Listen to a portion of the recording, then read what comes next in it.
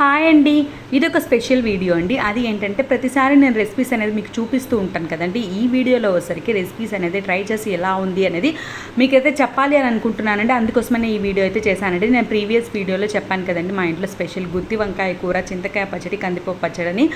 ఆ రెసిపీస్ అయితే ట్రై చేసి ఎలా ఉంది అనేది ఈ వీడియోలో అయితే చెప్పబోతున్నానండి. గుత్తి వంకాయ కూర అయితే సూపర్ టేస్ట్ అయితే ఉందండి. నేను ప్రాసెస్ అనేది చెప్తానండి. ఆ ప్రాసెస్లో ట్రై చేసి చూడండి, సూపర్ టేస్ట్ అయితే ఉంటుందండి. వంకాయ తినండి వాళ్ళు కూడా 2-3 టైమ్స్ అయితే తింటారండి. అంత సూపర్ టేస్ట్ అయితే ఉంటుందండి.